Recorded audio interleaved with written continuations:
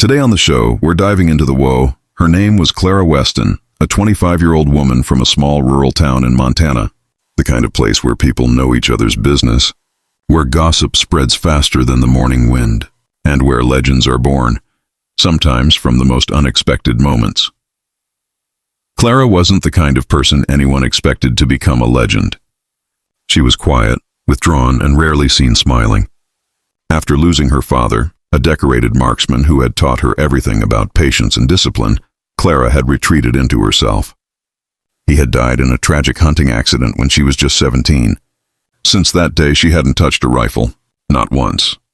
Her father's old Winchester rifle, once shiny and cared for, now sat in their barn, rusting away under the dust and cobwebs of time. Every year, the town held a shooting fair, part celebration, part competition. It was the pride of the community. Farmers, soldiers, hunters, and sharpshooters from neighboring towns would come to test their skills. It was a matter of pride and tradition. This year, the event was even bigger. There were rumors that a well-known Army marksman named Sergeant Luke Hollister was visiting to participate. He was a local hero, confident, arrogant, and undefeated. Clara had no intention of going, but fate had other plans. It started when her best friend Maggie showed up at her door one morning, full of excitement. "Clara, you have to come this year.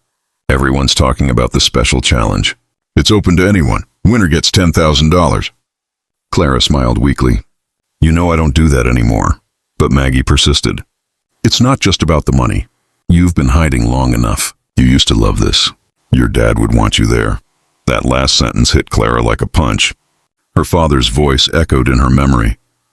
A steady hand comes from a steady heart. She sighed and looked out the window toward the barn. The wind rustled through the fields, whispering softly through the cracks of the old structure. "All right," she said quietly. "I'll go." The next morning, Clara walked into the barn. Dust hung in the air like old ghosts. Her father's tools were still there, untouched, rusting, frozen in time. And there, leaning against the far wall, was the rifle. It was covered in rust, the wooden stock cracked, the metal dull and faded. But when she picked it up, something inside her stirred. A flood of memories. Her father's voice guiding her hands, teaching her how to breathe before every shot, how to listen to silence before the sound. She ran her fingers over the barrel. "Guess it's just you and me again," she whispered. On the day of the competition, the town square was alive with excitement.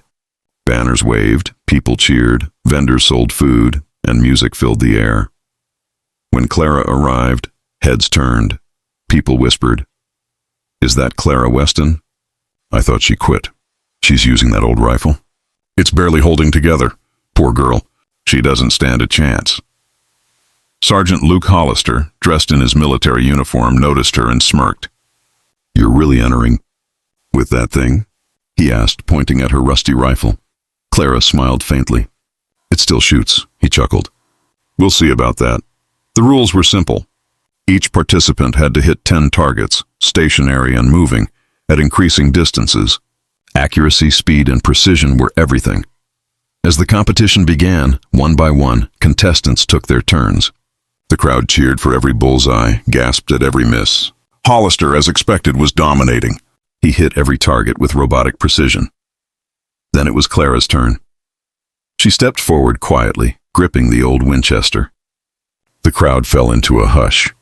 Her heart pounded. The announcer's voice echoed. "Next up, Clara Weston, using what appears to be an antique rifle." A few people laughed, but she wasn't listening. She closed her eyes, took a deep breath, and remembered her father's words. "Don't look at the target. Feel it." The first shot cracked through the air. Bullseye. The second. Bullseye. The crowd went silent. By the third, people were standing. By the fifth, they were shouting her name. Each shot was smoother, more confident, as though the rifle, despite its age, had come alive again in her hands. Even the rust couldn't hide the bond between her and that weapon. By the time she hit the 8th target, Sergeant Hollister's confident grin had disappeared. He was watching her closely, jaw tight, unable to believe what he was seeing. Then came the final challenge. The moving target. a small steel plate swinging erratically at 300 yards. The crowd held its breath. The announcer's voice cracked. No one has hit this one yet today.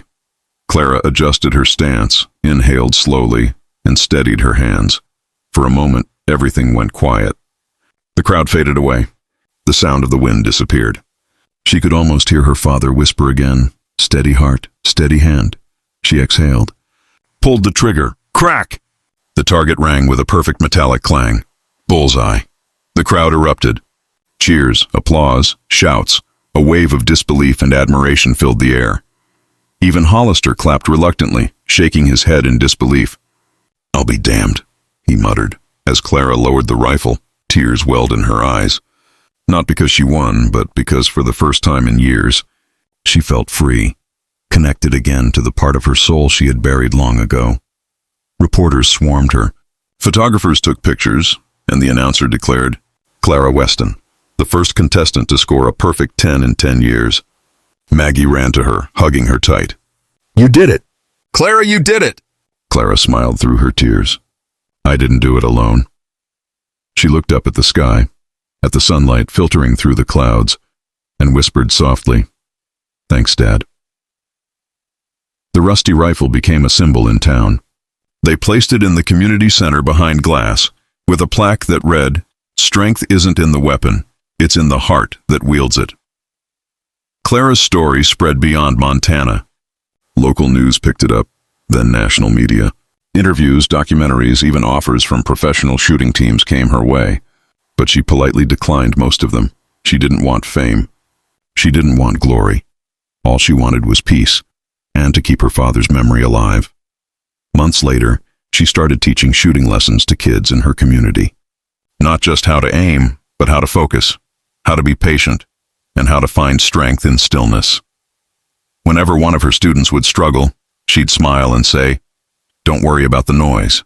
Just listen to your heartbeat. That's where your aim starts."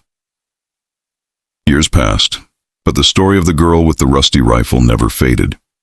People still told it at fairs, around campfires, and in schools.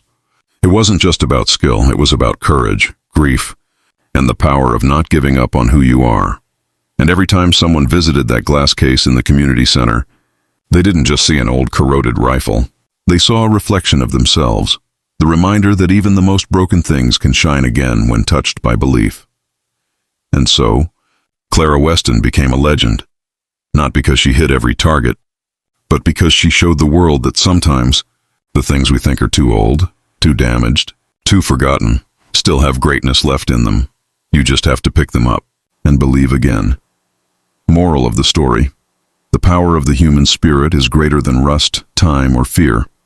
When life hands you something broken, remember, it's not the weapon, it's the warrior who decides how the story ends.